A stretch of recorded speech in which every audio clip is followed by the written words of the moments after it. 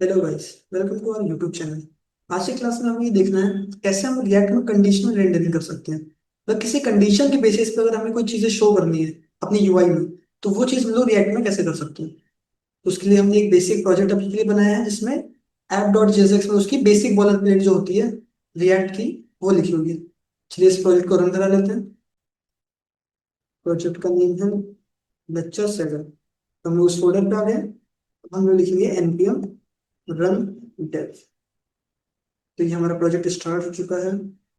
तो इसमें आप देख रहे होंगे ये जो बेसिक बॉलर प्लेट होती है वो आपको शो हो रही है। ठीक है। अब इस कोड को हमें हटाना है और अपना एक कंपोनेंट बनाना है। कंट्रोल करके इसको हटा देते हैं और एक अपना ऐप नाम का फंक्शन बनाते हैं, जिससे यहाँ से एक्सपोर्ट कर देंगे एक्सपोर्ट डिफॉल्ट ऐप। ये चीजें आपको पुरानी क्लास से क्लियर हो चुकी होंगी।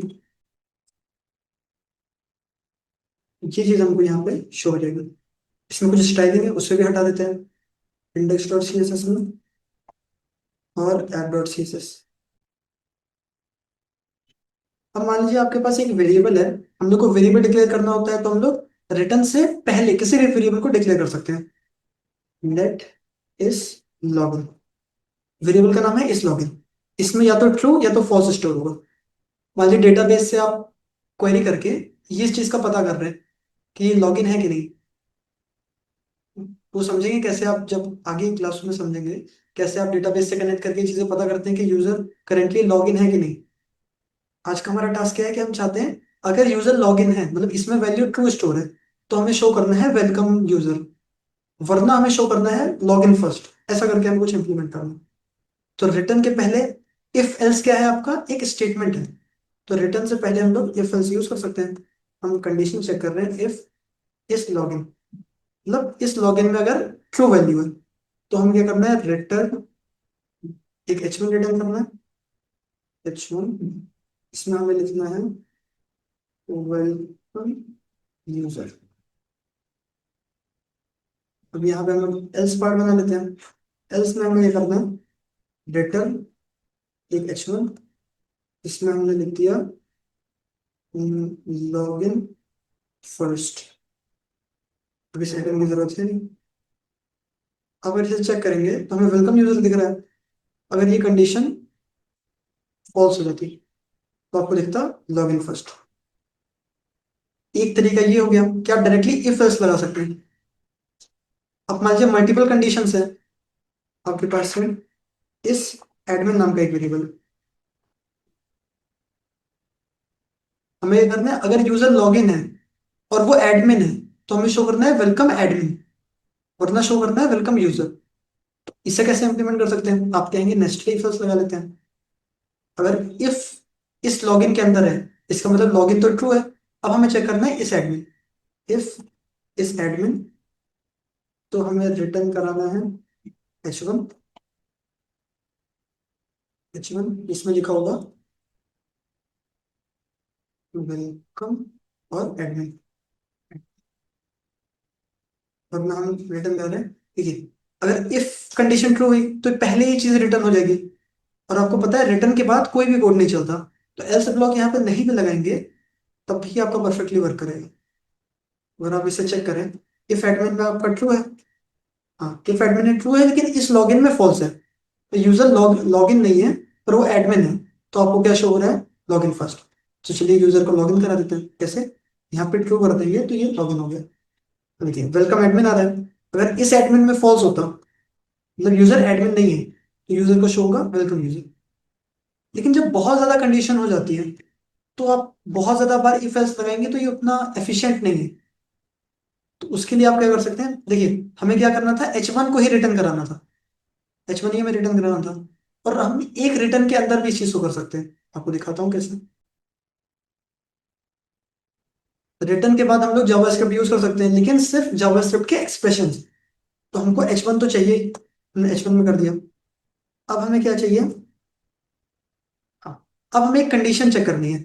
इस लॉगिन अगर ट्रू है तो यहाँ क्या कर सकते हैं, सबसे पहले हमें जावास्क्रिप्ट लिखनी है तो हमें करली ब्रेसेस लगाना है। इस लॉगिन, इस लॉगिन अगर ट्रू है, ये टर्नरी ऑपरेटर का है, तो हमें क्या रिटर्न कराना है, वेलकम यूजर, कोलन लगा के एल्स बता सकते हैं। एल्स हमें क्या रिटर्न कराना है? Login first. अगर आप चेक करेंगे वेलकम यूजर आ रहा है तो यूजर लॉगिन है। अगर इस लॉगिन में हम लोग फॉल्स कर देते हैं तो क्या आ जाएगा यहाँ पे? Login first. दूसरी चीज हमें क्या करनी है? इस एडमिन वाली कंडीशन को भी चेक करना है। तो यहाँ पे जहाँ हम लोग वेलकम यूजर रिटर्न करा रहे हैं वहां पे एक और कंडीशन लगा सकते हैं, एक और टर्नरी ऑपरेटर लगा सकते हैं। अगर इस एडमिन है तो हमें शो करना है वेलकम, एल्स हमें शो करना है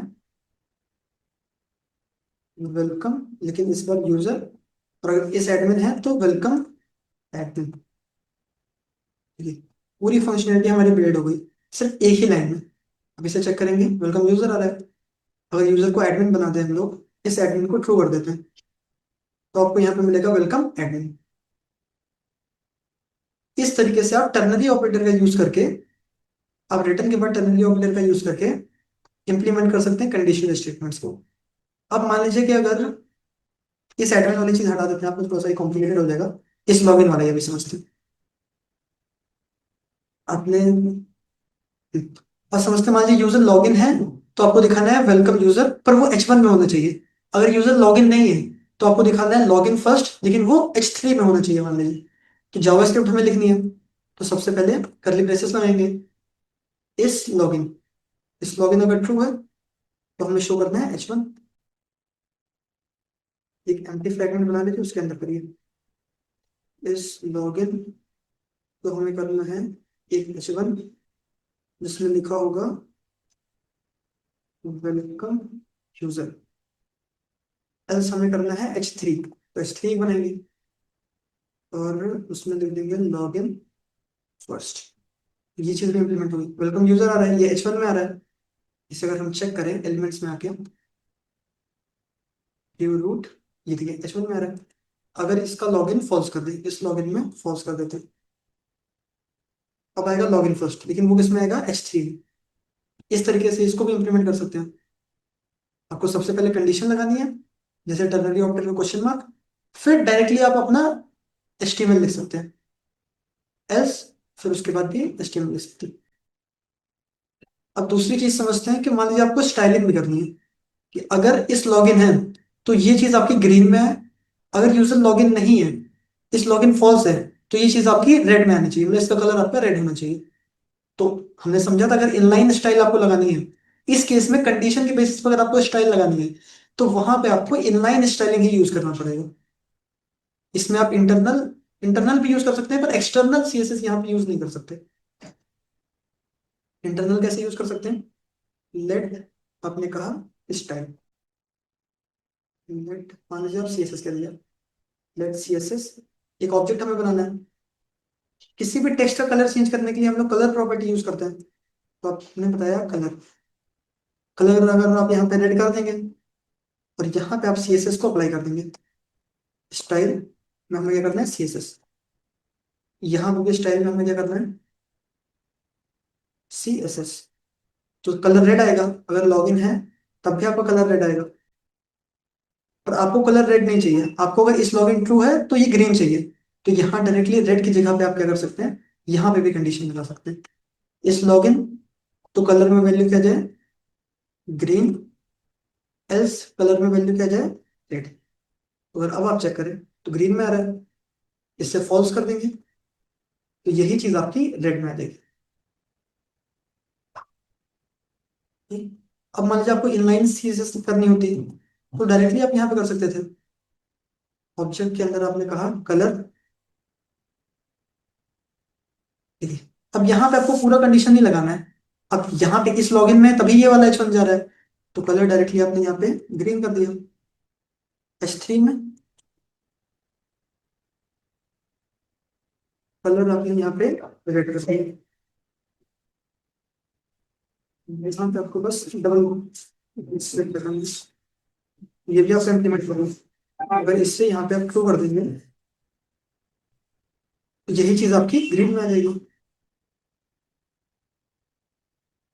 तो ये था कंडीशनल स्टेटमेंट्स कैसे लिख सकते हैं इसमें दिया अपना। तो आज की क्लास के लिए इतना ही रखते हैं।